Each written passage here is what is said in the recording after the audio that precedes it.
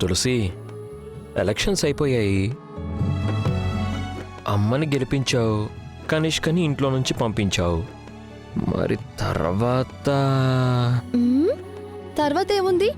అత్తయ్య గారి ప్రమాణ స్వీకారం. ఆహా, ఎంతసేపు అత్తయ్య గారి గురించి కాదు తులసి. మరేమో పంతులు గారిని కలిశాను. ఈ వారంలోనే మంచి ముహూర్తం ఉందని చెప్పారు.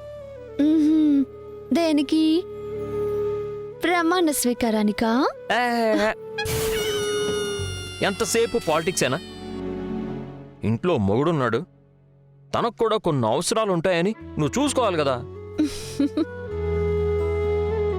ఓహో, అలా వచ్చారా తమరు? అవును. మరి పంతులు గారు చెప్పినట్టు ఏ పంతులు చెప్పారు? గుడి పంతులా, బడి పంతులా? బడి పంతులు ఎందుకు చెప్తారు తులసి? గుడి పంతులే చెప్పారు. అయితే వెళ్ళి మీరు ఆయనకు చెప్పండి. ఏమని?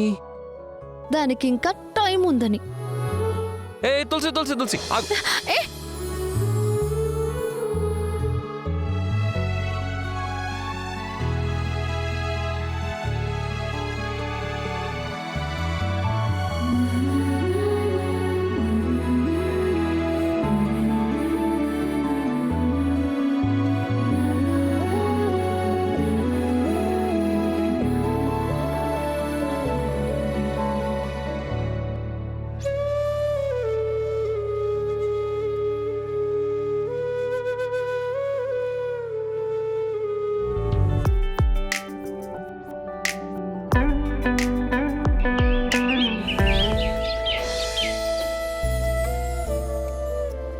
డాక్టర్ గారు, డాక్టర్ గారు.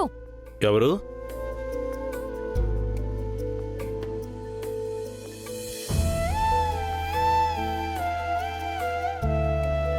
ఏంటమ్మా ఇలా వచ్చావు? మీ క్లినిక్ దగ్గరికి వెళ్ళాను డాక్టర్. మీరు ఇంటికి వచ్చారని చెప్పారు, అందుకే ఇక్కడికి వచ్చాను. అవునమ్మా, కొంచెం పనుంటే ఇంటికొచ్చాను. రండి కూర్చోండి.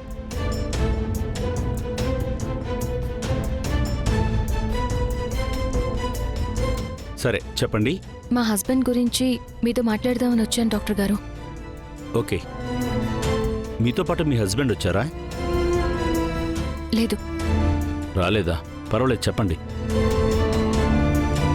అతనికి నేను తప్ప వేరే ప్రపంచమే లేనట్టు ప్రొజెక్ట్ చేస్తున్నాడు. అలా ప్రపంచానికి నన్ను ఎంతో ప్రేమిస్తున్నట్టుగా కనిపిస్తుంది. కానీ కలిసున్నప్పుడు ఆ పొసెసివ్నెస్ని భరించడం నాకు చాలా నరకంగా ఉంది. అందుకే నేను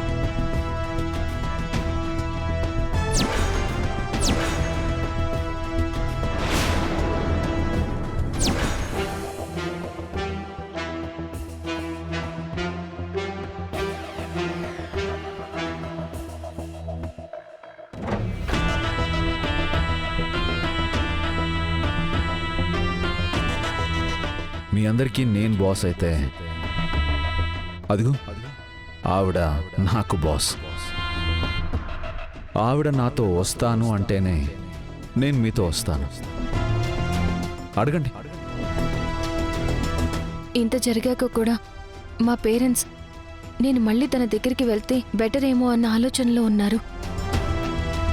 బట్ ఇలాంటి బిహేవియర్ ఉన్న అతనితో నేను ఎలా ఫేస్ చేయాలో అర్థం కాకే మీ దగ్గరికి వచ్చాను. చూడమ్మా, టెక్నికల్గా చెప్పాలంటే మీ హస్బెండ్ బిహేవియర్ని లవ్ బాండింగ్ అంటారు. జనరల్గా ఇలాంటి నార్సిసిస్టిక్ పర్సనాలిటీ డిజార్డర్ ఎన్పీడీ ఉన్నవాళ్ళు ఏం చేస్తారంటే ముందు అమితమైన ప్రేమను చూపెట్టి వశం చేసుకుని ఆ తర్వాత ఫ్రీడమ్ పూర్తిగా కట్ చేసి తమ గుప్పెట్లో పెట్టుకునే ప్రయత్నం చేస్తారు.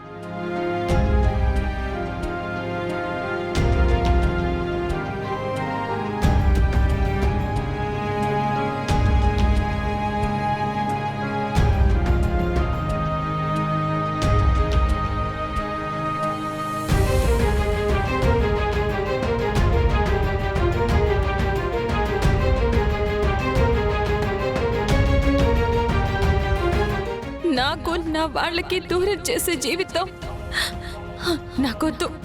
జాను జాను జాను ఆ తర్వాత నువ్వెవరికీ దగ్గర కాకుండా పూర్తిగా తనకే సొంతమవ్వాలని గట్టిగా మైండ్లో ఫిక్స్ అయిపోతారు.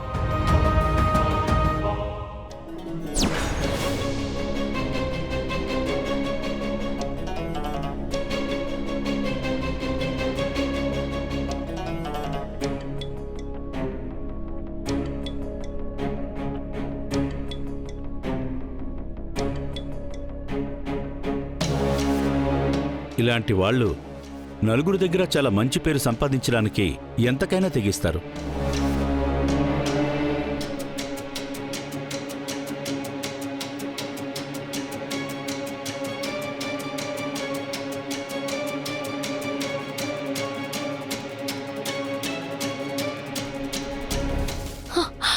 ఎస్ డాక్టర్, మీరు చెప్పేవన్నీ నేను అతనిలో చూశాను.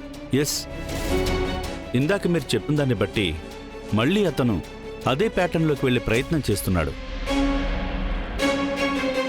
అప్పుడేమో తనకే సొంతమైంది దూరం కాకూడదు అనే ఆలోచన, కానీ ఇప్పుడు దూరమైంది ఎలాగైనా సరే సొంతం చేసుకోవాలనే పంతం. ఇంకో తేడా ఏంటంటే అతడు ఏం చేసినా ఒక లిమిట్లోనే ఉండేది, కానీ ఇప్పుడు నీ చుట్టూ ఉన్న మనుషుల్ని ఏం చేయడానికైనా వెనకాడ్డు. మీకోసం ఆల్రెడీ ఇద్దరిని గాయపరిచాడని చెప్తున్నారు. ఇలాగే వదిలేస్తే ఇంక దీనికి హద్దు లేకుండా పోయే ప్రమాదం ఉంది.